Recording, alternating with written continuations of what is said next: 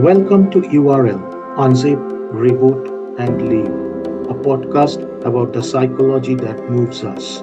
Through real conversations with thinkers, doers, and seekers, we explore how we adapt, evolve, and find meaning. So let's unzip, reboot, and leave.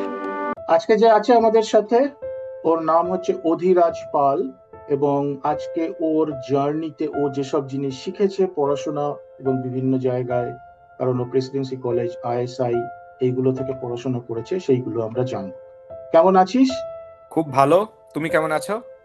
খুব ভালো। তাহলে তোর পড়াশোনাটা দিয়ে শুরু করা যাক।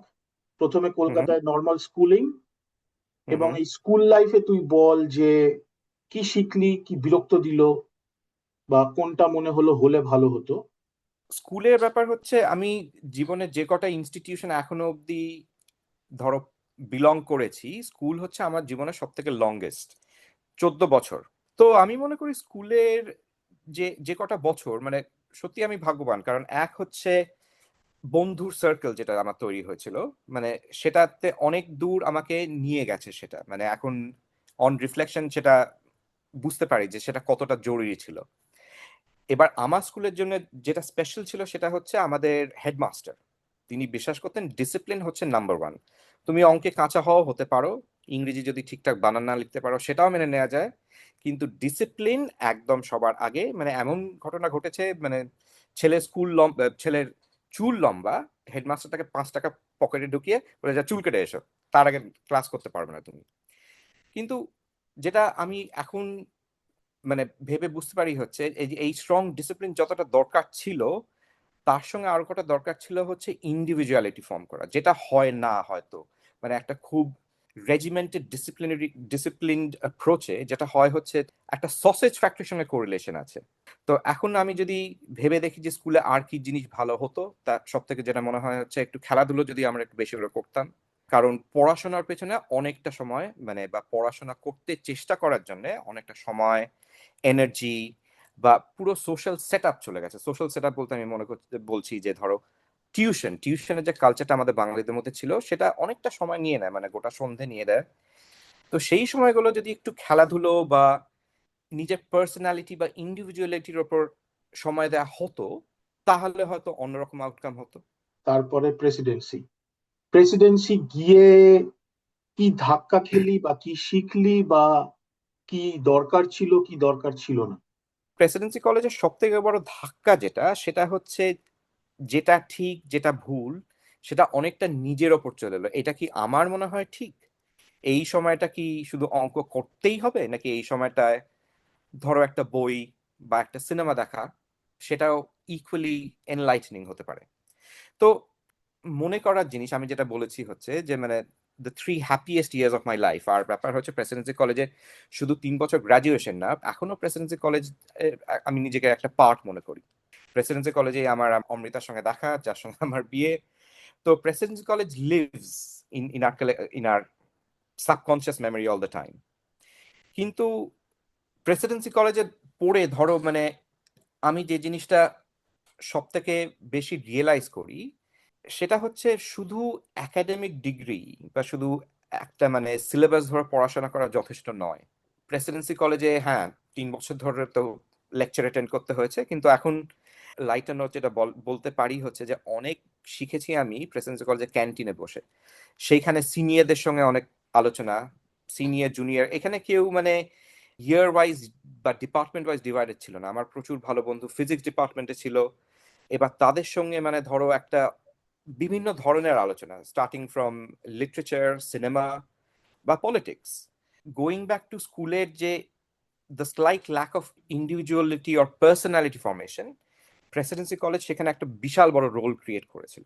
ডিসিশন মেকিং, ভ্যালু জাজমেন্ট, মানে প্রেসিডেন্সি কলেজ একটা 3 বছর তো মানে জাস্ট ক্যালেন্ডারে, কিন্তু সত্যি কথা বলতে সারা জীবনের যে প্রেসিডেন্সি কলেজের 3টে বছর, সেটা মানে বিভিন্ন ভাবে আমাকে গ্রো আপ করতে, মানে গ্রো আপ শুধু না মানে অ্যাজ আ পার্সন ইভলভ করতে একটা স্ট্রং রোল প্লে করেছে। অ্যাজ অ্যান আউটসাইডার, আমি প্রেসিডেন্সি কলেজের নই, আমার অনেক সময় এরকম মনে হয় because of that highly intellectual cycle Presidency কলেজের, তার সাথে কিছুটা কমিউনিস্টিক ফিলোসফি, এবং কোথাও গিয়ে একটা মানে এলিট এনলাইটেন্ড লোকজন বা লোকজনের সাথে আমি চলাফেরা করছি, এই যে একটা হুম। একটা বাবল, এটা কি অনেক সময় নর্মাল সাধারণ বেঙ্গলি বা সোসাইটি থেকে একটু ডিসকানেক্ট থেকেছে বলে তোর মনে হয়? একটা স্তরে তো ডিসকানেক্ট একটা আছেই, কারণ ব্যাপার হচ্ছে প্রেসিডেন্সি কলেজে পড়া সেটা একটা ইন্টেলেকচুয়াল অ্যারোগেন্স আছে, মানে এই কথাটা সবাই হয়তো এগ্রি করবে না, কিন্তু সত্যি কথা বলতে হ্যাঁ, তুমি প্রেসিডেন্সি কলেজে পড়েছো, প্রেসিডেন্সি কলেজে ঢোকার জন্য অনেক কটা মানে পরীক্ষা, মানে একটা তো এন্ট্রান্স টেস্ট দিতেই হতো, কিন্তু একটা it's a very very selective process. তো এবার ধরো আমি ইকোনমিক্স লেকচার থিয়েটারে বসে বসে লেকচার শুনছি, সেই লেকচার থিয়েটারেই অমর্ত্য সেন বসে লেকচার দিয়েছেন, শুনেছেন। তো এইখানে তো একটা ডেফিনেটলি একটা অন্যরকম মাইন্ডসেট প্লে করে, মানে সেটা হচ্ছে যে ধরো যারা যারা প্রেসিডেন্সি কলেজ থেকে পাশ করেছে, মানে ধরো আমি যদি নিজের ইকোনমিক্স ডিপার্টমেন্ট মনে করি, মানে দুজন Nobel laureate, Amartya Sen, professor Abhijit Binayak Banerjee. Satyajit Ray economics এর স্টুডেন্ট ছিলেন, এটা জানি না অনেকে জানে কিনা, মানে সত্যজিৎ রায় বললে তো সিনেমা, ছোটবেলার ছোটদের সাহিত্য আর ব্রডার আর কি, মানে বাঙালিরা যেসব নিয়ে গড়ে উঠেছে, কিন্তু সত্যজিৎ রায়ও প্রেসিডেন্সি কলেজের ইকোনমিক্স ডিপার্টমেন্টের ছাত্র ছিলেন। ডিসকানেক্টের ব্যাপারটা তো হ্যাঁ আমার মনে হয় সত্যি, তার কারণ ব্যাপার হচ্ছে এক হচ্ছে একটা একাডেমিক প্রাউয়েস, একটা মানে অ্যারোগেন্স যাকে বলা হয়, মানে যে ধরনের পড়াশোনার কালচার বা যে ধরনের ইন্টেলেকচুয়াল ডেপথ অফ কনভারসেশনস, হ্যাঁ মানে এটা হয়তো একটু আত্মপ্রচারের মতো শোনায়, কিন্তু ব্যাপার হচ্ছে সত্যি সেটা ইট সেটস আস অ্যাপার্ট। এবার আমি মানে জেনারেলাইজ করে বলতে চাই না, কিন্তু ধরো যখন প্রেসিডেন্সি কলেজ শেষ করার পর যখন আমি আইএসআইতে মাস্টার্স করতে ঢুকলাম, আমার সঙ্গে যারা ঢুকলো তারা হচ্ছে মানে খুবই মানে ব্রিলিয়েন্ট স্টুডেন্ট, মানে তারা ইউনিভার্সিটিতে ফার্স্ট সেকেন্ড থার্ড র্যাঙ্ক করেছে, অন্য কলেজ থেকে এসছে। এবার ছোট্ট যেটা পার্থক্য হচ্ছে, প্রেসিডেন্সি কলেজ হচ্ছে তোমাকে ফার্স্ট সেকেন্ড থার্ড, হ্যাঁ হয়, প্রেসিডেন্সি কলেজ থেকে ইউনিভার্সিটি টপাররা আসে, কিন্তু সেটাই কি সব থেকে বড় কথা? না। আহ, ধরো একটা ছোট্ট এক্সাম্পল হচ্ছে, আমার সঙ্গে এক সেন্ট জেভিয়ার্স এর যে আমার ব্যাচমেট ছিল তার সঙ্গে কথা হচ্ছে যে একটা মানে একটা থিওরি, ও বললো এটা তো আমি শুধু টিচার যে নোট বলেছে সেটা পড়েছিলাম, দিয়ে পরীক্ষা লিখে এসেছিলাম।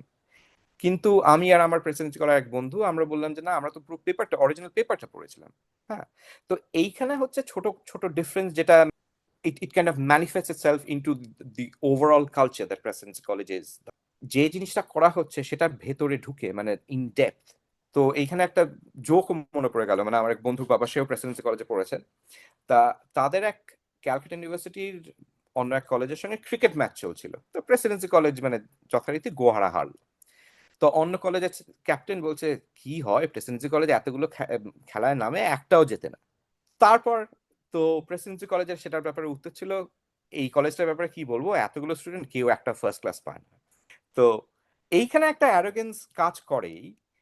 আর এটা শুধু একাডেমিক ইয়েতে না, মানে ধরো প্রেসিডেন্সি কলেজ থেকে যারা পাশ করে ধরো ন্যাশনাল স্টেজে বিভিন্ন রোলে রেপ্রেজেন্ট করেছে, মানে স্টার্টিং উইথ ইকোনমিক্স, পলিটিশিয়ান, বা ইভেন মানে লিটারেচার বা বিভিন্ন অন্য ডিসিপ্লিনে, সেখানে সবসময় একটা ডিফারেন্স কিন্তু থেকে গেছে আমার মনে হয়। তোর সঙ্গে যখন এমনি মানে আমি কথা বলছিলাম, তুই আমাকে এরকম একটা জিনিস মেনশন করেছিস যে তাও কোথাও গিয়ে প্রেসিডেন্সি তোকে ওই ইন্টেলেক্টের ধাক্কাটা দেয়নি, যে ইন্টেলেক্টের ধাক্কা বা চড়থাপ্পড়, মানে ওয়্যার আই লিটারালি বিলং, এই একটা ফান্ডা তোকে আইএসআই দিল, যে মানে হুম। একাডেমিক প্রভেস বল বা ইন্টেলেকচুয়াল প্রভেস, সেটা যে একটা অন্য লিগ হতে পারে। এইটা হচ্ছে শুধু প্রেসিডেন্সি কলেজ থেকে আইএসআই ট্রানজিশন না, মানে আইএসআই থেকে ধরো ফিউচার স্টেজেসে আমি যেদিকে গেছি, সেখানে আমি একটা কনস্ট্যান্টলি একটা ফিল করেছি যে আমি কি সত্যি এখানে বিলং করি। তার ছোট্ট উদাহরণ হচ্ছে, প্রেসিডেন্সি কলেজে আমাদের ক্লাসের সাইজ ছিল 30 থেকে 35, আইএসআই তে সেটা গিয়ে দাঁড়ালো 15 থেকে 20।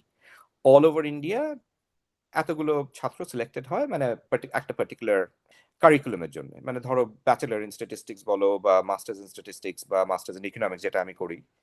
তো সেইখানে গিয়ে আমার যেটা কনস্ট্যান্টলি মনে হতে থাকলো যে স্কুলে তো মানে মোটামুটি পরীক্ষার আগের দিন পরেই পরীক্ষা দিয়ে দেয়া যেত, ঠিকঠাক নম্বরও এসে যেত। কিন্তু আইএসআই বা প্রেসিডেন্সি কলেজে এটা মনে হয়েছে যে আশেপাশে যারা আছে তারা আমার থেকে কতটা এগিয়ে, বা তারা আমার থেকে কত সহজে কয়েকটা জিনিস বুঝে যায়। স্কুলে সেটা আমার মনে হতো না। প্রেসিডেন্সি কলেজে কিছুটা মনে হতো যে এইরকম মানে একাডেমিক ব্রিলিয়েন্স আমি হয়তো দেখিনি। হ্যাঁ, স্কুলেও ছিল কিছু সত্যি ব্রিলিয়েন্ট মাইন্ডস, কিন্তু এই যে একটা জায়গায় এতগুলো ব্রিলিয়েন্ট মাইন্ড আসা, সেইটা আমাকে কনস্ট্যান্টলি একটা ফিলিং দিতে থাকে যে do I really belong here. আর সেই ফিলিংটা আমার কন্টিনিউ করেছে বিয়ন্ড আইএসআই, মানে যখন আমি মেকিনজিতে কাজ করেছিলাম 2011 থেকে 2015, মানে লন্ডনে। সেখানে দেখলাম কি এ তো মানে ট্যালেন্টের একদম ছড়াছড়ি। হ্যাঁ, তো সেইখানে গিয়ে ওই হোল ফিলিংটা যে আমার যে একটা প্রেসিডেন্সি কলেজের ছাত্র হয়ে যায় একটা অ্যারোগেন্স ছিল, সেইটা আস্তে আস্তে কিরম কোল্যাপস করতে থাকলো। মানে সেটা কি আমাকে ডিসকারেজ করেছিল? না, কারণ তখন আমি বুঝতে থাকলাম যে মানে nothing nothing has a finite boundary. মানে একদিক থেকে আমি বলছি যে হ্যাঁ, প্রেসিডেন্সি কলেজ থেকে যারা বেরোয় তাদের একাডেমিক ব্রিলিয়েন্স মানে that sets a limit to something. কিন্তু ব্রডার পার্সপেক্টিভ দিয়ে দেখতে গেলে এই মেকিনজিতে আমি যাদেরকে মিট করেছি বা ধরো আইএসআই তে কিছু কিছু ছাত্র মানে খুবই সাধারণ সাদামাটা, মানে তুমি যদি তার সঙ্গে আড্ডা দাও মানে পাড়ায় বসে মানে বুঝতে পারবে না, কিন্তু যখন একটা অঙ্কের একটা মানে থিওরেম আমাদের শেখানো হচ্ছে, যে ডেপথে আমি দেখেছি কিছু কিছু ছাত্ররা সেখানে চলে যেতে পারে, আমি ভাবতে থাকলাম বাবা এ তো আমি অনেক চেষ্টা করলেও তো আমি এত সহজে এই থিওরেমটা বুঝতে পারতাম না। আমার জন্য একটা কনস্ট্যান্ট পুশিং দ্য বাউন্ডারিজ টাইপের একটা মাইন্ডসেট ঠিক করে আমাকে দিল আর কি, যে যা অ্যাচিভ করা হয়েছে সেটা তো শুধু খাতায় কলমে, কিন্তু সেটা যে এট দ্য হাইয়েস্ট লেভেল সেটা কে ডিটারমিন করে? সেটা ডিটারমিন করার কেউই নেই। নিজের যে সেন্স অফ, ধরো সেন্স অফ অ্যাচিভমেন্ট বা সেন্স অফ কমপ্লিশন, মানে that's always a sliding scale. মানে কোনোটাই একদম মানে একটা ফ্রেমওয়ার্কে বেঁধে ধরে বলা যায় না যে এটাই দরকার ছিল আর এটাই পাওয়া গেছে। হ্যাঁ, মানে একটা মানে কনস্ট্যান্ট সাইকেল, যে ব্যাপার হচ্ছে একটা ধরো ইনস্টিটিউশন থেকে আরেকটা ইনস্টিটিউশনে তুমি গেলে সেটা কি, সেটা মানে একটা সাকসেসফুল গ্রাজুয়েশন তুমি কিভাবে বলবে? তখন মানে এটা সাকসেস বা ল্যাক অফ সাকসেস এই কারণে বলা যেতে পারে যে যা শেখা হয়েছে মানে দ্যাট ইজ নট কমপ্লিট, শেখা এখনো বাকি আছে বা এক্সপিরিয়েন্স করা তখনো বাকি আছে। আমি যেমন নিজে পার্সোনালিটি ট্রেড বা পার্সোনালিটি থিওরিতে খুব বিশ্বাস করি, এবং হুম, তাতে মানে আমি তার মধ্যে ঢুকছি না, but I am a very highly openness ট্রেটের একজন ইন্ডিভিজুয়াল। তো তাতে আমার এক্সপিরিয়েন্সিং নিউ থিংস এর প্রতি অলওয়েজ একটা স্পন্টেনিয়াস ন্যাক আছে। হুম, হুম। প্রশ্ন যেটা তোকে সেটা হচ্ছে যে এই যে একটা ওপেননেস, সেটা কি স্কুল কলেজে যাদের মধ্যে তুই বেশি দেখেছিস, যারা নিজেদের ডিফারেন্ট ভাবে আরো বিভিন্ন জায়গায় এক্সপ্লোর করার চেষ্টা করেছে, they hmm. probably not the first or the second guy in the class, but eventually they are pushing the envelope মানে much more than others. ওপেননেসের সঙ্গে একটা কনসেপ্ট যেটা আমি খুব নিজে পার্সোনালি ডিপলি এক্সপ্লোর করেছি সেটা হচ্ছে কমফর্ট জোন। কারণ যে মোমেন্টে কেউ একটা কমফর্ট জোনে ঢুকে গেল যে হ্যাঁ আমাকে ঠিক এইটুকু পড়াশোনা করতে হবে, করে এই কলেজে ঢুকতে হবে, ঢুকে চাকরি করতে হবে, that is the start of comfort zone. মানে এটা একটা খুব প্রভোকেটিভ টপিক, কারণ ব্যাপার হচ্ছে কেউ যদি জীবনের টার্গেট কিছু না করে তাহলে করবে কি জীবনে?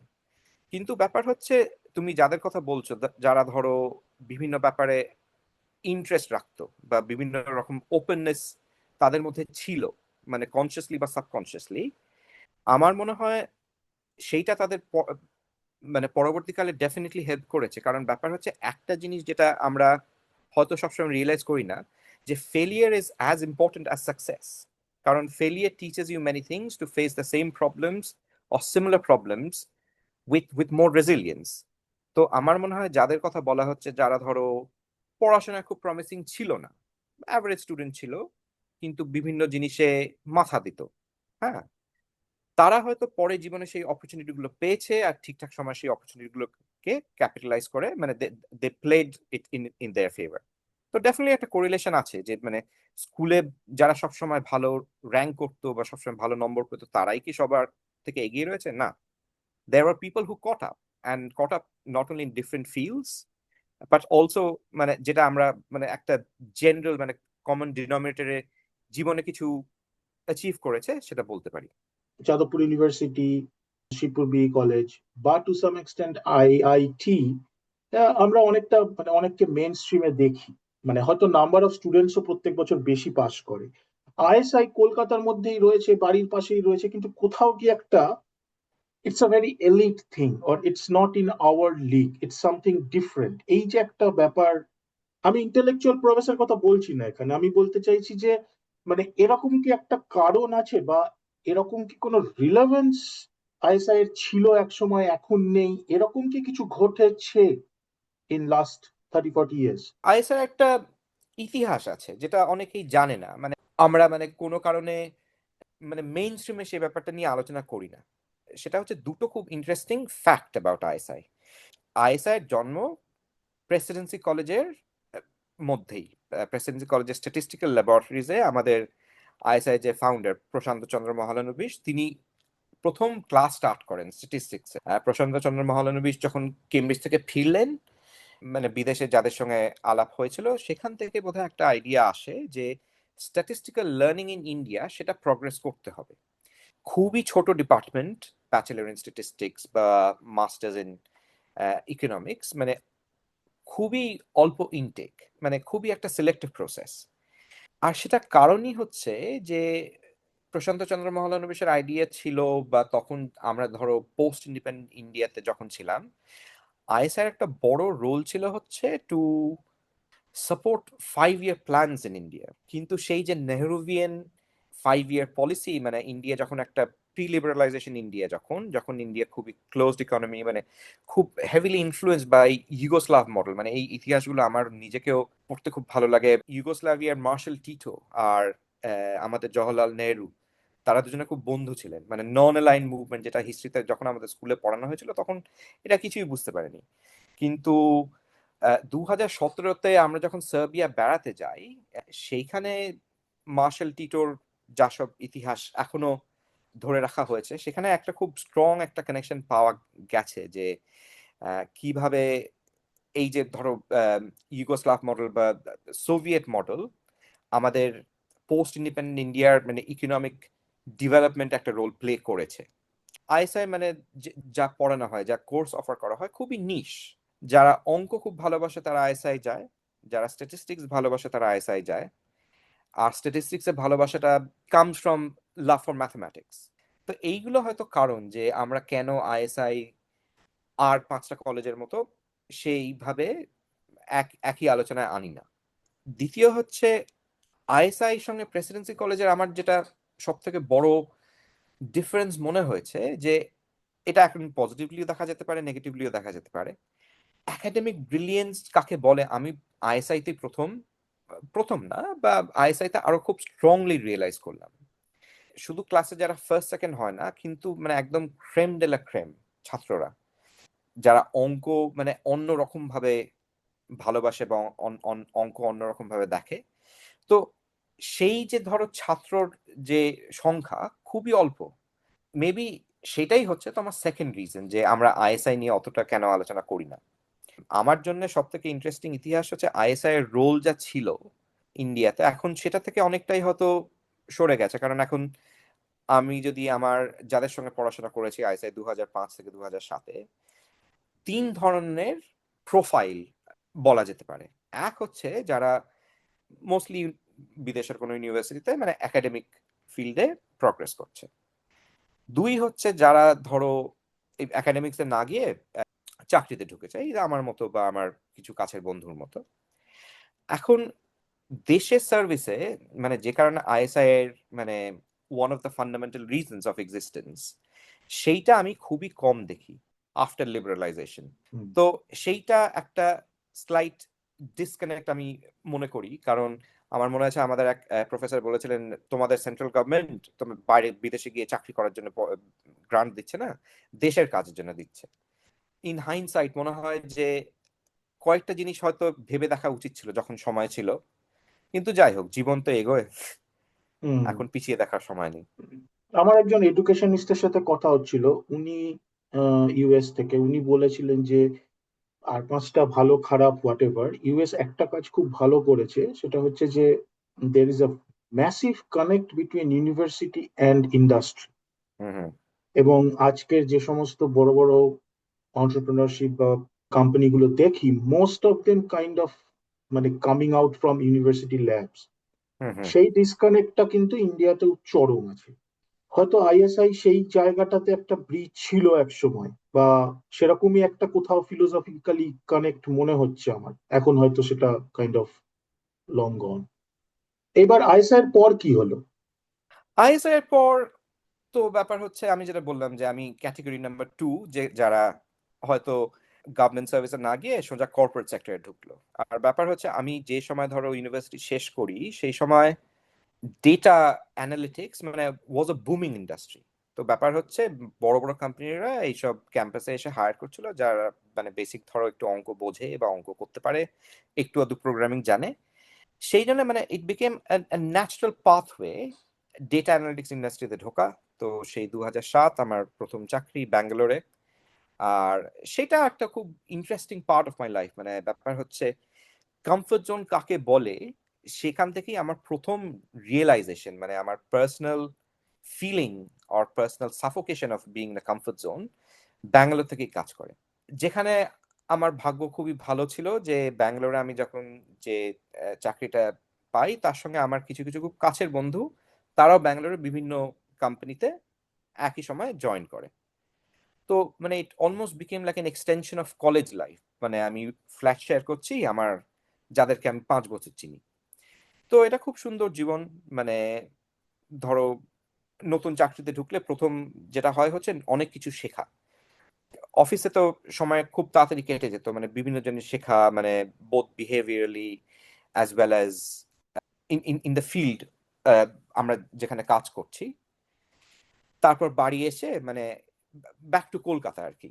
তো এটা একটা খুব interesting coexistence in many things হলো। কিন্তু সেখান থেকে আমার মনে আছে মানে কয়েকটা ছোটখাটো ঘটনা আমার মানে কনস্ট্যান্টলি নিজের মতো প্রশ্ন ক্রিয়েট করতে থাকলো যে এটাই কি শেষ? Is this the end game? ধরো এক দিক থেকে দেখতে গেলে, হ্যাঁ, মানে পড়াশোনা করা হয়েছে, একটা চাকরি মানে ভালো চাকরি, সেখানে খুবই ভালো কলিগ সেট। কিন্তু এক কলিগ আমাকে একদিন হঠাৎ বলল যে, আমি কথা কথা বলছিলাম যে বোম্বেতে তো এইসব কোম্পানিরা আছে, তারা এই ধরনের কাজ করছে, আমরা ব্যাঙ্গালোরে একটু স্লাইটলি অফশোরের দিকে কাজ করছি, এখন আর কোথাও আমাদের একটা চেঞ্জ আনতে হবে। তো সে আমায় হিন্দিতে বলে যে বম্বে নিয়ে ভেবে লাভ কি, বোম্বেতে প্রচন্ড ভিড় ভাট্টা, প্রচন্ড বাড়ির দাম, থাকার খরচ। बैंगलोर में तुम रह सकता है, घर खरीद सकता है, আলটিমেট লাইফ। তো আমার সেই কথাটা মানে খুব ভাবে নাড়া দিয়েছিল যে এই যদি আলটিমেট গোল হয় যে একটা চাকরি করা, তার কারণ হচ্ছে তোমাকে বাড়ি কিনতে হবে, গাড়ির ইএমআই দিতে হবে, দিতে পারলেই ব্যাস খেলা শেষ। সেইখান থেকে আমার মনে হতে থাকলো যে এইটা তো কোনোভাবে শেষ হতে পারে না। আর তখনই আমি, এটা বোধহয় 2008 হবে, আমি দুটো বই মানে প্রায় ব্যাক টু ব্যাক পড়েছিলাম, মানে খুবই ডিফারেন্ট বই। এক হচ্ছে জে এম কোয়েটজিয়ার লেখা ইউথ। সেই বছর বোধহয় কোয়েটজিয়া নোবেল পায়, তো সেই জন্যই বোধহয় আমার হাতে এসেছিল বইটা। আর দ্বিতীয় হচ্ছে সত্যজিৎ রায়ের লেখা মাই ইয়ার্স উইথ অপু। এবার সেইখান থেকেই আমার একটা অদ্ভুত জার্ন, যেটা হয়তো ছিল আমি কোনোদিন রিয়েলাইজ করিনি, কিন্তু এই দুটো আর কি মানে আলটিমেট আর কি একটা রিয়াকশন আমার থিঙ্কিং প্রসেসের মধ্যে করে। সেটা হচ্ছে, না মানে বিভিন্ন জায়গা দেখতে হবে। গুপি গাইন বাঘাবাইনে যে লাইন ছিল, মহারাজ আমাদের দেশ বিদেশ দেখার খুব শখ, সেই কথাটা আমার প্রচন্ড ভাবে মনে হতে থাকলো।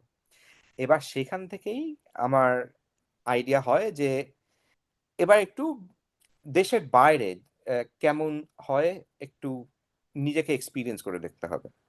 সেই সময়টা মানে 2008-9 তো একটা বিশাল ফাইন্যান্সিয়াল ক্রাইসিস হয়েছিল, সেই জন্য লন্ডনে মুভ করা was not with the idea of a career progression. কারণ ব্যাপার হচ্ছে, London being one of the financial centres, মানে লন্ডনে চাকরি বাকরির সিচুয়েশন খুবই খারাপ ছিল। ইনফ্যাক্ট আমার কিছু বন্ধু অ্যাডভাইস করেছিল যে একদম না, ওইসব দিকে যাওয়ার কোনো মানেই হয় না, মানে খুব খারাপ সময় যাচ্ছে। কিন্তু আমার যেটা ইচ্ছে ছিল সেটা হচ্ছে বিভিন্ন দেশ না দেখলে, মানে এই যে সময়টা চলে যাচ্ছে, এই সময়টা ফেরত আসবে না। তো আমার মাথায় দুটো আইডিয়া আসে। এক হচ্ছে পৃথিবী দেখতে হবে। সত্যজিৎ রায়ের আগন্তুক সিনেমা আমাকে, মানে অনেক ছোটবেলায় দেখেছিলাম, বারবার দেখেছি। সেটাতে মাচু পিচুর যে উল্লেখটা আছে সেটা প্রচন্ড রকম একটা মানে মানে থট প্রভোকিং একটা পার্ট অফ দ্য ফিল্ম। তখন আমার আইডিয়া হয় যে গোটা পৃথিবী দেখতে হলে পৃথিবীর মাঝখানে থাকতে হবে, যে দেশে যাওয়া হচ্ছে সেই সোসাইটির সঙ্গে ইন্টিগ্রেট করতে হবে। একটা ইংরেজি ভাষা, যেহেতু ইংলিশ স্কুলে পড়েছি, মানে সেই জন্য মানে আমার মতে লন্ডন মুভ করা ওয়াজ প্রবলি আ ওয়াইজ ডিসিশন। মানে সামওয়াট ডন্টিং, কিন্তু সেটার পেছনে ছিল হচ্ছে একটাই জিনিস, সেটা হচ্ছে ওই দেশ বিদেশ দেখা। এবার 2009-10 তখন আমি লন্ডনে। এরকম একটা শহরেতে থাকলে একটা চাকরি তো করতেই হবে, কিন্তু চাকরিটা হচ্ছে, এটা নিয়ে বোধহয় তোমার সঙ্গে আগে আলোচনা হয়েছে, চাকরি চাকরি করে কেন লোকে? এটা কি শুধু মানে আর্নিং, মানে শুধু মানে টাকা পয়সা আর্ন করার জন্য, নাকি জাস্ট সার্ভাইভাল? তো আমার জন্য চাকরিটা ছিল হচ্ছে, হ্যাঁ, অবভিয়াসলি মানে চাকরি না করলে করবো কি, মানে একটা কোনোভাবে তো টাকা পয়সা তো করতেই হবে। কিন্তু সব থেকে বড় হচ্ছে মগজের পুষ্টি। আবার আগন্তুকে ফেরত যাচ্ছি, মনমোহন মিত্রের কথা, মগজের পুষ্টি। লন্ডনে মানে একটা ব্যাংকে চাকরি করেছিলাম, তারপর আমি ঢুকি মেকিনজিতে। আমার কোথাও গিয়ে মনে হচ্ছে যে just for the survival or just for making some বাক, এর থেকেও তোর কোথাও গিয়ে মনে হচ্ছিল দেয়ার আর অন্য একটা জীবন আছে, there is a bigger meaning of life, explore করা যেতে পারে এটসেট্রা। তো সেই রকম একটা মাইন্ডসেট থেকে তুই গিয়ে পড়লি ম্যাকেনজিতে। এই ম্যাকেনজিতে যেটা বিভিন্ন দেশের বিভিন্ন ক্যাপাসিটির ইন্টেলেকচুয়াল প্রবেশের একটা একটা মেলবন্ধন হয়, ওখানে মেল্টিং পট। মেকিনজি একটা খুব বড় অদ্ভুত অভিজ্ঞতা। মানে 2004 বছর ছিলাম, মানে আমি প্রেসিডেন্সি কলেজের ব্যাপারে যেটা বলছিলাম, 3 বছর তো শুধু খাতা কলমে, কিন্তু প্রেসিডেন্সি কলেজের আইডিয়া, প্রেসিডেন্সি কলেজের বিভিন্ন এক্সপিরিয়েন্স, রিয়েলাইজেশন সারা জীবন থাকে। তো মেকিনজি ওই ধরনের একটা ইনস্টিটিউশন। মানে মেকিনজিতে, হ্যাঁ, সবাই ঢোকে কনসাল্টিং শিখতে, মানে বিভিন্ন ধরনের বিজনেস প্রবলেমস কিভাবে সলভ করা হয়। কিন্তু মেকিনজি আমার জন্য যেটা শুধু মগজের পুষ্টি না, মানে একটা কালচারাল উপলব্ধি। কারণ মেকিনজিতে আমি কাজ করেছি, মানে I got lucky to get a chance to work in 14 different countries. মানে আমেরিকাতেও একটা প্রজেক্ট করেছি, আবার ওইদিকে মালয়েশিয়াতেও একটা প্রজেক্ট করেছি। কিন্তু মেকিনজির মানে যতটাই ডাইভার্সিটি আমি এক্সপিরিয়েন্স করেছি, এই ডাইভার্সিটির মধ্যে একটা অদ্ভুত ইউনিটিও আবার রিয়েলাইজ করেছি। মানে ইউনিটি এন্ড ডাইভার্সিটির দিকে চলে যাচ্ছি, কিন্তু আমি দুটো দুটো ডিকনস্ট্রাক্ট করে তোমাকে বোঝাবো। এক হচ্ছে, আমি যখন ধরো আমার প্রথম মেকিনজির প্রজেক্ট হচ্ছে ইটালিতে। তো ইটালিয়ান কনসালটেন্টদের সঙ্গে মানে অবভিয়াসলি ব্যাকগ্রাউন্ডের পার্থক্য, ভাষার পার্থক্য। কিন্তু আমি যেটা অদ্ভুতভাবে রিয়েলাইজ করলাম, যে একটা ঘরে যদি তুমি একটা মেকিনজির কনসালটেন্ট ইটালি থেকে আনো, বা একজনকে জার্মানি থেকে আনো, তাদের একটা অদ্ভুত স্ট্যান্ডার্ড আছে। মানে সেই স্ট্যান্ডার্ডটা হচ্ছে মানে হাইয়েস্ট প্রফেশনাল স্ট্যান্ডার্ড, যেটা মানে আমাদের মেকিনজির কথাই বলছি, যে যতটাই ডিফারেন্স ইন ওপিনিয়ন হোক, ultimately we are all putting in the best to to solve the clients problem.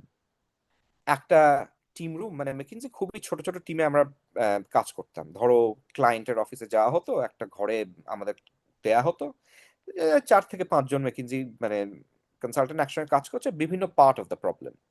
এইখানে সব থেকে ইন্টারেস্টিং আমার রিয়েলাইজেশনটা হচ্ছে, যাদের সঙ্গে আমি কাজ করেছি তারা আমার থেকে অনেকটাই আলাদা। ধরো একাডেমিক আপব্রিঙ্গিং এ আলাদা, কালচারাল আপব্রিঙ্গিং আলাদা, কিন্তু যেখানে গিয়ে সবাই একসঙ্গে একটা কনফ্লুয়েন্স হতো, সেটা হচ্ছে আমরা কিভাবে মাথা খাটিয়ে এই একটা কমপ্লেক্স প্রবলেম সলভ করব।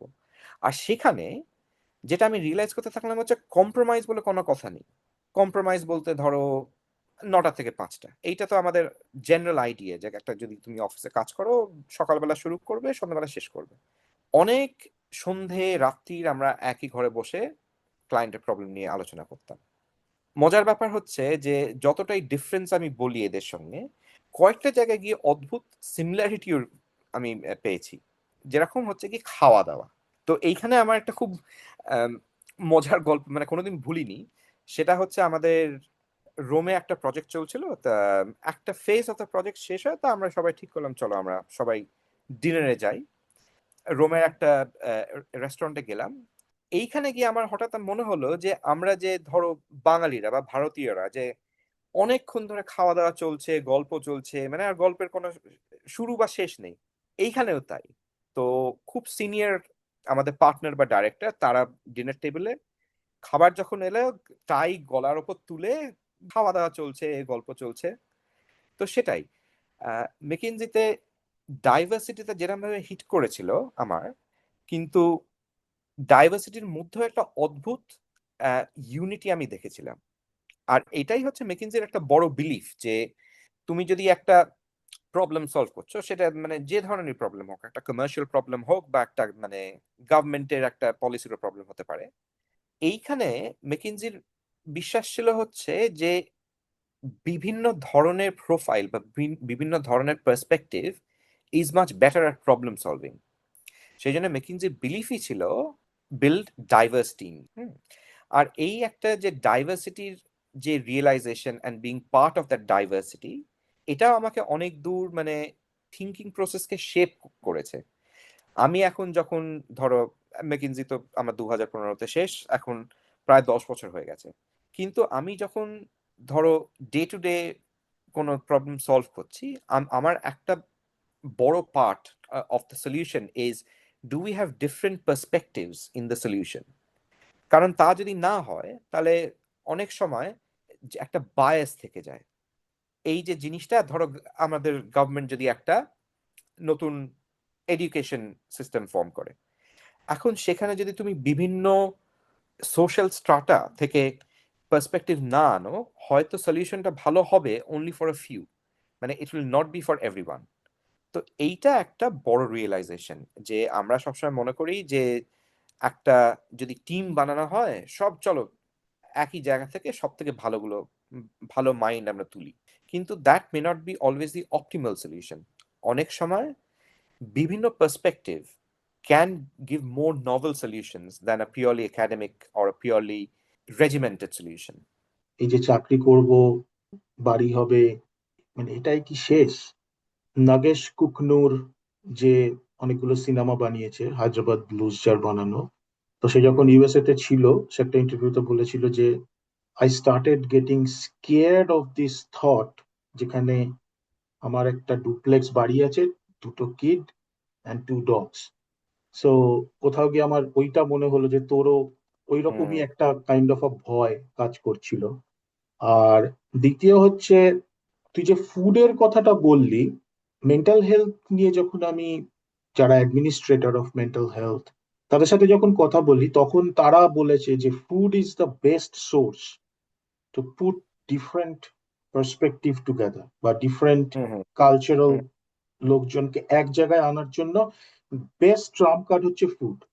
হুম হুম এবং ফুড যখনই সামনে থাকে, কোথাও গিয়ে সাইকোলজিস্টরা বলে যে কোথাও গিয়ে হয়তো ওই কালচারাল ওয়ালটাও ভেঙে যায়। People feel spontaneous and comfortable to be vulnerable, hmm এবং হুম তাতে অনেক ট্রুথ নিয়ে কথা হওয়া বা ডিসকাশন হওয়ার একটা সুযোগ হুম হুম আসে। এবারে তুই তো ইউরোপিয়ান কান্ট্রিতে অনেকগুলো জায়গায় কাজ করেছিস, আছিসও অনেক দিন ধরে। তো বেসিক ওয়ার্ক কালচারের কি ডিফারেন্স দেখছিস? মানে আমার যেমন ইন্ডিয়ান ইকোসিস্টেমে একটা খুব জিনিস খুব বিরক্ত লাগে, সেটা হচ্ছে একটা একটা always there is a power structure going on, always, মানে আপ অন ইওর ফেস কোথাও গিয়ে বলা, look I am bigger than you. আমি অস্ট্রেলিয়াতেও সেই জিনিসটা দেখেছি। What is your experience there? যেটা আমি অস্ট্রেলিয়ানদের মধ্যে, okay I am not saying everybody is clean other than Indians, no I am hmm. Not saying that, they also have their grey sides of things. কি experience এই মানে work কালচারের ডিফারেন্সে, or maybe work culture in different countries within that EU? তো এইখানে আমাকে acknowledge করতে হবে যে ইন্ডিয়াতে এখন ওয়ার্ক কালচার সেটা এখন আমার এক্সপিরিয়েন্সে ধরো 2007 2008 সেখান থেকে হয়তো অনেকটাই ইভলভ করেছে। কারণ ইন্ডিয়াতে সত্যি কথা বলতে এখন অনেক স্টার্ট আপস হচ্ছে, অনেক অন্টারপ্রেনারশিপের এক্সাম্পল পাওয়া যাচ্ছে যেটা খুবই ইন্সপায়ারিং। কিন্তু আমার লিমিটেড এক্সপিরিয়েন্স ইন্ডিয়াতে যখন ছিলাম আর যখন ইংল্যান্ডে কাজ করা শুরু করি, তো দুটো জিনিস আমাকে প্রচন্ড রকম ভাবে স্ট্রাইক করে। এক হচ্ছে পাংচুয়ালিটি। এটা হয়তো হতে পারে যে আমি তখন যখন ব্যাঙ্গালোরে কাজ করতাম তখন তখন 21-22 বছর বয়স, আর আমার কলিগরাও মোটামুটি সেই একই একই এজ রেঞ্জে, বা ধরো সিমিলার স্টেজ ইন লাইফ। তো ব্যাঙ্গালোরে আমি অফিস যেতাম হয়তো ধরো সকাল 10টা 11টা দিয়ে রাত্রি 9টা 10টা অব্দি কাজ হতো দিয়ে। আমার মনে হয় তো প্রথম জিনিস হচ্ছে প্রফেশনাল বাউন্ডারি। কারণ আমি একটা পাংচুয়ালিটি যেটা বলছি, মানে সেটা punctuality maybe too strong word, কিন্তু ব্যাপার হচ্ছে এই যে বাউন্ডারি, যে 5টার পর কাজ শেষ হয়ে গেল, তারপর হচ্ছে লোকের পার্সোনাল লাইফ। তো এইখানে ভেরি লিমিটেড কম্প্রোমাইজ। তো ব্যাপার হচ্ছে কাজ 5টা 6টার মধ্যে শেষ করতে হবে। তো সেইখান থেকে একটা এফিসিয়েন্সি আসে, সেইটা একটা।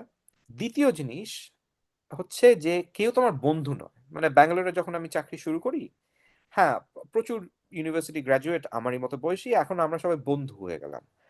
মানে সন্ধ্যাবেলা বা ধরো উইকেন্ডে একে অপরের বাড়ি যাওয়া, সেইটা আমি কোনোদিন লন্ডনে বা এখনো সেটা দেখিনি।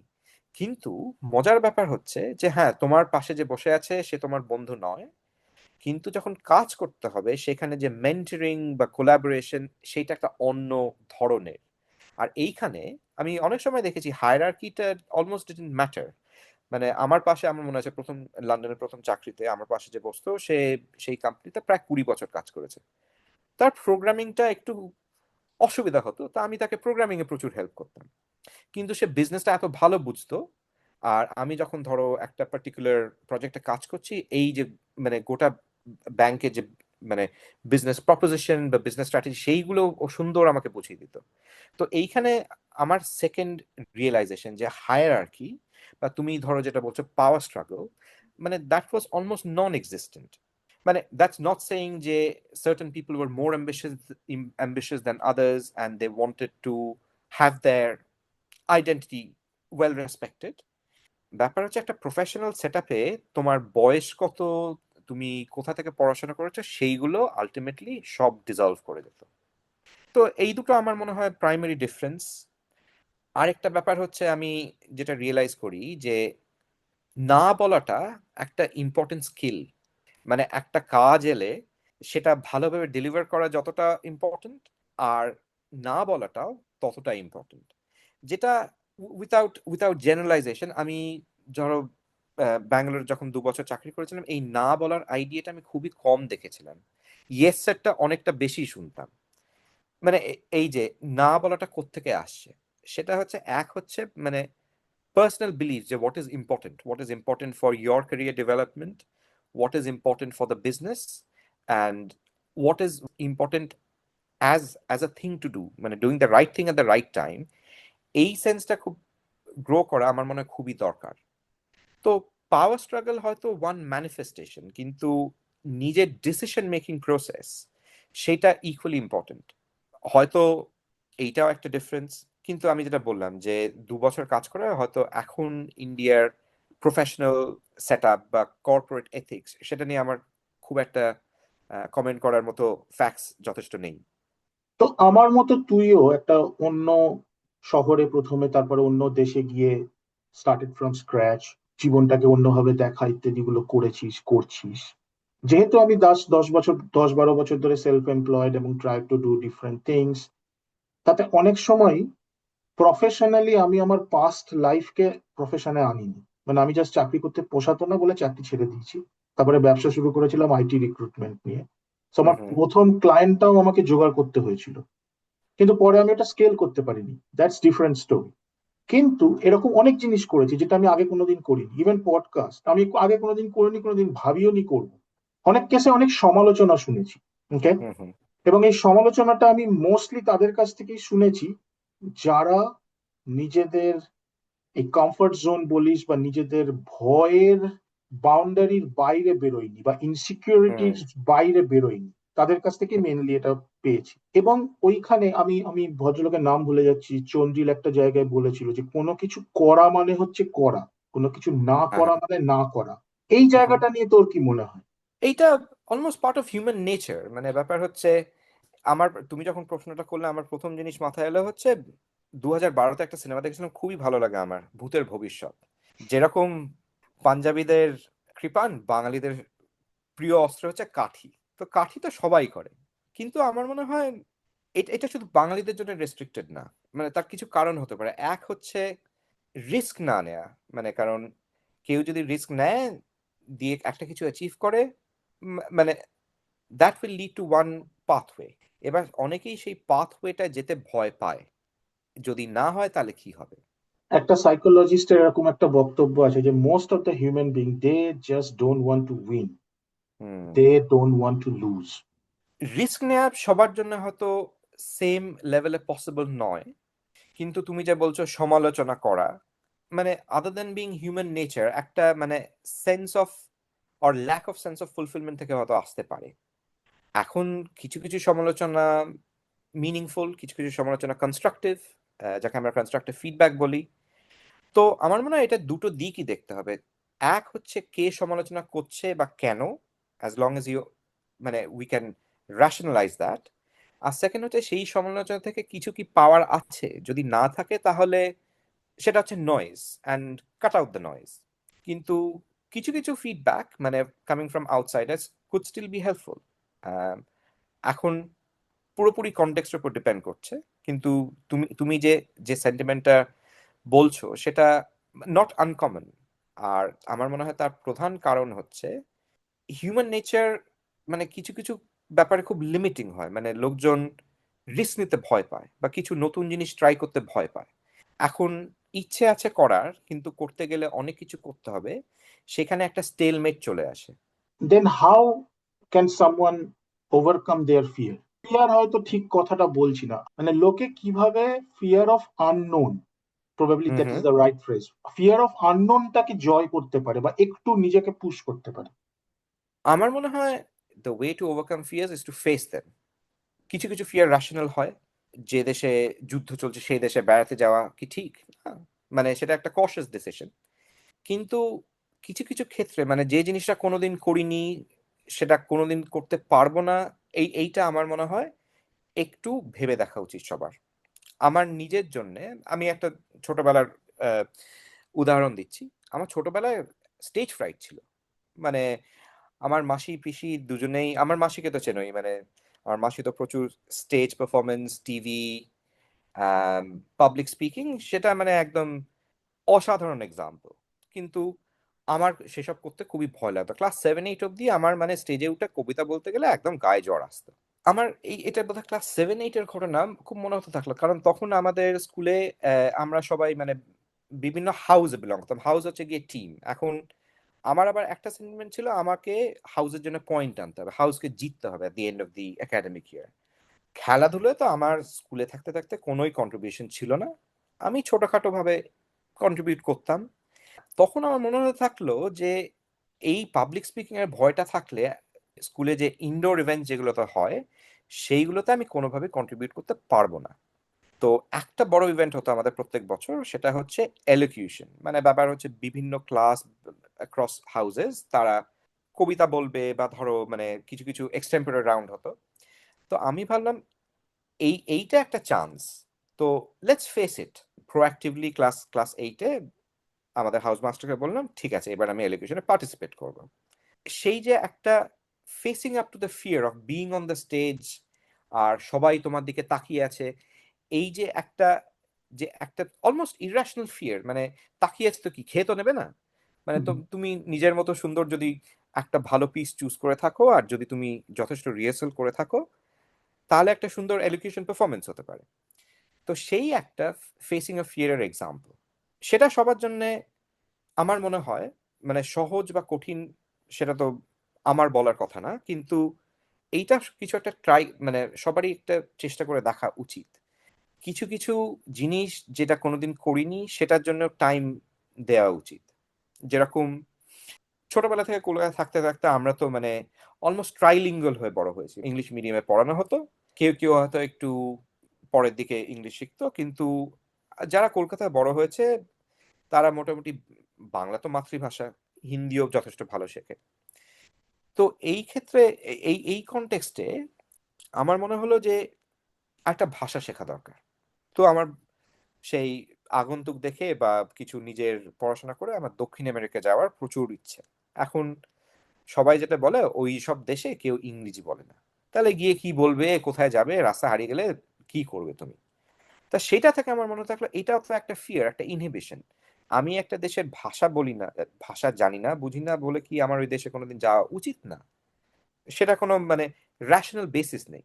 তো তখন আমার একটা সেকেন্ড, যেটা আমার পরে জীবনে অনেক সাহায্য করেছে, আমি ঠিক করলাম স্প্যানিশ ভাষা শিখতে হবে। তো ব্যাঙ্গালোরে থাকতে থাকতেই আমি একটা ক্লাসে এনরোল করলাম। তারপর ইংল্যান্ডে মুভ করে মাল্টিকালচারাল সোসাইটি, প্রচুর স্প্যানিশ বন্ধুও হলো। তো সেইটা আরেকটা, যে কিছু কিছু ফিয়ার রেশনাল ফিয়ার হয়, আর কিছু কিছু ফিয়ার হয়তো ভেবে দেখলে বা নিজেকে চ্যালেঞ্জ করলে মানে they turn out to be irrational. আর সেই ইররেশনাল ফিয়ার গুলো, how do you overcome them? You need to face them. এটাই আমার পার্সোনাল বিলিফ। বিদেশে থেকে তোর পড়াশোনা, শরীর, মন, সামাজিক জীবন, মানে এই যে হোলিস্টিক একটা ব্যাপার, এটা কি মনে হয়েছে, লাক্সারি না নেসেসিটি? আমার তো মনে হয় ভেরি মাচ নেসেসিটি। সেই লাক্সারি ব্যাপারটা কোথা থেকে আসে, মানে ধরো আমরা যারা এইটিজ বা নাইনটিজে ইন্ডিয়াতে বড় হয়েছি, সেখানে আমাদের একটা মানে ছোটবেলা থেকে মাথায় ঢুকিয়ে দেওয়া হয়েছে পড়াশোনা করতে হবে, পড়াশোনা না করলে চাকরি বাকরি পাবে না, আর তারপর আর তোমার কোনো ফিউচার নেই। সৌরভ গাঙ্গুলি কজন নিপা হয়? কিন্তু আমার মনে হয় এই দেশে বা ইউরোপে আমি আমার বয়সী যাদেরকে মিট করেছি, মানে তাদের সঙ্গে কিছু, যেরকম বলছিলাম যে কিছু কিছু সিমিলারিটি পেয়েছি আর কিছু কিছু অদ্ভুত ডিফারেন্স পেয়েছি। সেই এক হচ্ছে ডিফারেন্স যে যেটা করতে ভালো লাগছে সেটা, সেটার ওপর একটা বাউন্ডারি আনা। সেই আমার মনে হয় বাউন্ডারি যখন আনা হচ্ছে, ধরো খেলাধুলো ভালো লাগে বা গান বাজনা ভালো লাগে, কিন্তু দিনে যদি 4 ঘন্টা পড়াশোনা না করো তাহলে তোমার গান বাজনা বা খেলাধুলোর কোনো সময় দেওয়া যাবে না। এই যে আমরা যে বাউন্ডারি গুলো আনছি, যে বাউন্ডারি আনা মানেই সেটা একটা লাক্সারি হয়ে দাঁড়াচ্ছে। কিন্তু সত্যি কথা বলতে, মানে আমরা যে কালচারে বড় হয়েছি, পড়াশোনা স্কুলে বা মানে স্কুলের বাইরেও টিউশনে, সেইটার জন্য কেউ যদি টাইম করতে পারে বা যদি একটা হেলথি ব্যালেন্স আনতে পারে between academics and extra curricular, তাহলে তো আর ব্যাপারটা লাক্সারি থাকছে না, তাহলে তো ব্যাপারটা নেসেসিটি না, নেসেসিটি বিয়ন্ড, মানে it becomes part of life. তো আমার ভেরি মাচ ওপিনিয়ন এই যে আমরা নিজেরাই ডিটারমিন করি যে এটা লাক্সারি না নেসেসিটি। কিন্তু আমরা যদি মানে অন রিফ্লেকশন, মানে অনেকেই আমি শুনেছি রিগ্রেট করে যে আমি যদি ছোটবেলায় এইটা একটু করতাম তাহলে অনেক কিছু হতো। তো সেই জন্যই আমার মনে হয় সেটা নেসেসিটি, যে যে সময় যেটা করা উচিত সেটার জন্য যথেষ্ট সময় দেওয়া। কিন্তু হয়তো এত বছর পর, মানে স্কুল তো শেষ হয়েছে প্রায় 20 বছর, 20-25 বছর হয়ে গেল, এখন হয়তো বলা সহজ। আমাদের যেটা করা উচিত, মানে আমাদের ছেলেমেয়েরা যারা স্কুলে যাচ্ছে দেশে বিদেশে, আমার মনে হয় এই যে বাউন্ডারি যেগুলো আছে, যে এই সময় থেকে এই সময়ের মধ্যে এইটা করতেই হবে, সেই বাউন্ডারি গুলো আস্তে আস্তে ডিসলভ করে দেওয়া উচিত।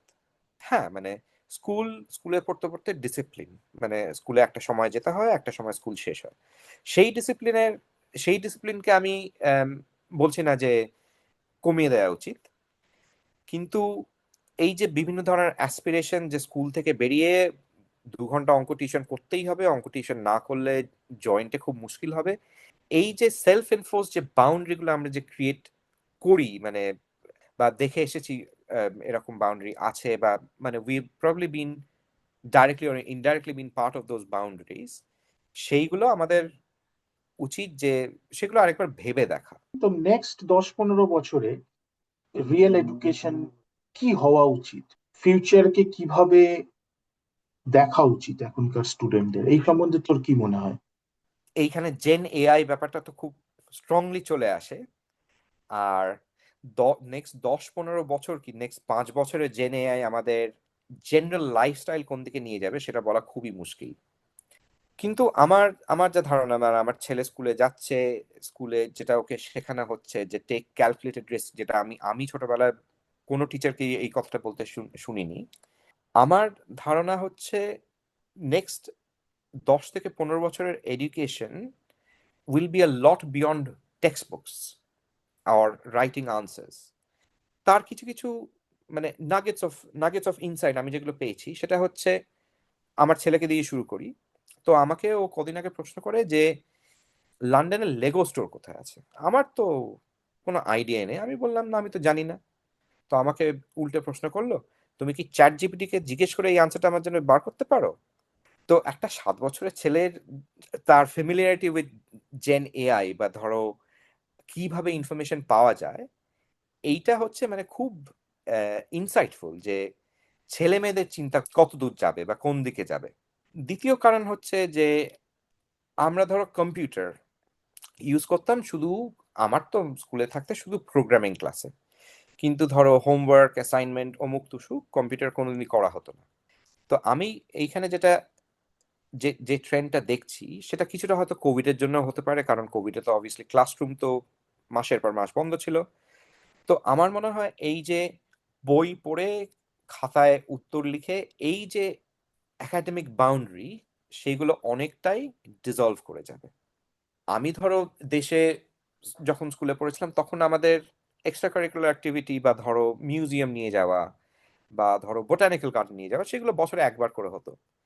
কিন্তু আমার মনে হয় আস্তে আস্তে আমি যা অবজার্ভ করছি বা যেটা আমার ধারণা যে আরো হওয়া উচিত, সেটা হচ্ছে মোর এক্সপেরিয়েন্সিয়াল লার্নিং। হুম। সেটা ইউরোপ হয়তো মানে with due respect to our Indian education system, Europe হয়তো আমাদের থেকে অনেকটাই এগিয়ে ছিল। আমি কনফিডেন্ট যে ইন্ডিয়ান এডুকেশন সিস্টেমও সেই দিকে যাচ্ছে যে মোর এক্সপেরিয়েন্সিয়াল লার্নিং। তোমাকে ইতিহাস পড়ানো হলো, আর আমাদের সময় ছিল হচ্ছে কোনোভাবে তো ইতিহাস তো মুখস্থ করতেই হবে, ইতিহাস তো আর কেউ নিজে বানিয়ে লিখতে পারে না। কিন্তু কিছু কিছু জায়গা, কিছু কিছু মিউজিয়ামে যদি বেশি সময় কাটানো হয় বা কিছু কিছু ধরো সিনেমা দেখানো হয়, going back to John Sweller's working memory to long term memory transition, সেটা বিল্ড আপ করতে অনেকটাই হেল্প করবে। তো আমার মনে হয় টেকনোলজি একটা বড় রোল তো প্লে করছেই, কিন্তু এই বিভিন্ন এক্সপিরিয়েন্সিয়াল লার্নিং এর জন্য ইন্ডিভিজুয়ালিটি বা পার্সোনালিটি অনেকটা আলাদা তৈরি হবে। আর সেইখান থেকে আমার ধারণা ডিসিশন মেকিং, যেটা আমাদের স্কুলে থাকতে থাকতে সত্যি সত্যি কি আমরা কেউ আমাদের টিচার কি বলেছিল যে এইভাবে তোমাদের ডিসিশন মেকিং নিলে তুমি এরকম পার্সোনালিটি হবে না? আমার মনে হয় এই নিজের জন্য চিন্তা করা আর মানে বিভিন্ন অ্যাঙ্গেল কনসিডার করে coming up with the most optimal decision বা বা লজিক্যাল সলিউশন, সেটার উপর ফোকাস অনেকটা বেশি থাকবে। এই জার্নিতে তোর ডেফিনেটলি তুই অনেক কিছু শিখেছিস এবং you have that open mind যে আমি আরো কিছু শিখবো, এবং অনেক জায়গা থেকে তুই ইন্সপিরেশনও পেয়েছিস। সেটা ইন্ডিভিজুয়াল হতে পারে, সেটা বই হতে পারে। সব থেকে বড় ইন্সপিরেশন কি তোর? নতুন প্রজন্ম তুই কি বলতে চাস? Try to find inspiration from from where, মানে কোথা থেকে পেতে পারে তারা? কারণ এখন অনেক কিছুই অ্যাভেলেবল রয়েছে, আমাদের খালি হুম হুম। জানতে হবে কোথা থেকে নিতে হবে, এটসেট্রা। খুবই খুবই ইন্টারেস্টিং দুটো প্রশ্ন। জীবনের সব থেকে বড় ইন্সপিরেশন বলতে গেলে আমার দিদিমা, যাকে তুমিও চেনো। এখন কেন দিদিমা বলতে গেলে, we were really lucky to get company of our grand parents. গল্প বলা থেকে মানে বেসিক্যালি বড় করা থেকে আর কি, মানে বাবা মারা যতটা হাত ছিল, দাদু দিদারাও ইকুয়ালি হাত ছিল। আমার দিদিমা ধরো প্রি ইন্ডিপেন্ডেন্স ইন্ডিয়াতে জন্ম, সেই সময় মহিলাদের এডুকেশন বলতে তো প্রিটি মাচ মানে কেউ কনসিয়াসলি ভাবতো না। তো আমার দিদিমা হয়তো মাধ্যমিক বা ম্যাক্সিমাম হয়তো স্কুল ফাইনাল ততদূর অব্দি পড়াশোনা। কিন্তু আমার দিদিমাকে যারা চেনে তারা জানে যে আমার দিদিমা জীবনের একটা সময় অনেকটাই একা থেকেছে, মানে স্পেশালি টুয়ার্ডস লেটার লাইফ। সেইখানে যে মেন্টাল রেজিলিয়েন্স, মানে মেন্টাল টাফনেস, সেইটা খুবই খুবই ভাবে আমাকে এখন অ্যাপিল করে। মানে ধরো সেই বয়সে একা থেকে বা কিছু কিছু সময় ছেলেমেয়েরা তো বাইরে, মেয়েদের বিয়ে হয়ে গেছে, মানে মা মাসি আমাদের বড় করছে। তো দিদিমার শুধু মানে এই যে ইন্ডিপেন্ডেন্স সেটা না, কিন্তু সবাইকে treating with respect, treating with fairly, এই যে কিছু কিছু কথা আমার প্রচন্ড রকম মনে আছে, সেইটা আমাকে প্রচন্ড রকম ইন্সপায়ার করে। সারা জীবন দিদিমা প্রচুর বই পড়েছে। সেই যে নিজের যে একটা ইন্টেলেকচুয়াল, কথাটা বলা এখানে একটু নট জাস্টিফাইড, কিন্তু যে যে যে থিঙ্কিং প্রসেস, যে ভ্যালু জাজমেন্ট প্রসেস, কি ঠিক কি ভুল, কাকে কার সঙ্গে কিভাবে কথা বলতে হবে, যা সব মানে বিভিন্ন রকম গল্প দিদিমার সঙ্গে বা যে সময় কাটানো, সেটা আমার মনে হয় সব থেকে বেশি আমার জীবনে ইন্সপিরেশনাল। আর সেখান থেকেই আমার মানে কিছু কিছু জিনিস আমার পার্সোনাল ভ্যালিউজ বিল্ড আপ করতে সাহায্য করেছে। ট্রিটিং উইথ ইকুয়ালিটি, রেসপেক্ট, আমার মনে হয় এটা এটা সবার জন্যই খুবই ভেবে দেখার দরকার। নেক্সট জেনারেশন, তাদেরকে আমি কি অ্যাডভাইস দিতে পারি? দিদিমা যা বলেছে সেটাই আবার করে বলবো, যে কেউ ছোট বা বড় না, তাদের সবাইকে একই রকম ভাবে দেখতে হবে। পার্সোনাল বায়াস, যা সব আমাদের কনসিয়াসলি আর আনকনসিয়াসলি আমাদের থিঙ্কিং প্রসেসকে ডিকটেট করে বা অফটেন বায়াস করে, সেই সব বায়াসেস ওভারকাম করতে হবে। বই পড়ার ব্যাপারটা এখন অনেকটাই ক্লিশে শোনালেও আমার মনে হয় বই পড়া বা এই মানে জেনারেলি রিসার্চ করা, আমাদের অনেক লার্নিংই এখন ডিজিটাল লার্নিং, কিন্তু এই যে কনস্ট্যান্ট লার্নিং, সেই ব্যাপারটা একটা ফোকাস থাকা দরকার।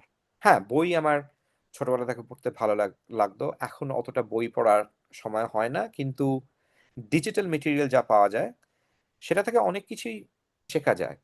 আর আমি সবাইকেই তাই বলবো যে নতুন একটা জিনিস শেখার একটা ইচ্ছে যেন সবসময় থাকে। আর ফাইনাল আমি যেটা বলবো সেটা হচ্ছে, সেই গুপি গাইন বাঘা বাইনের মতো দেশ বিদেশ দেখা শখ রাখা একটা খারাপ জিনিস না।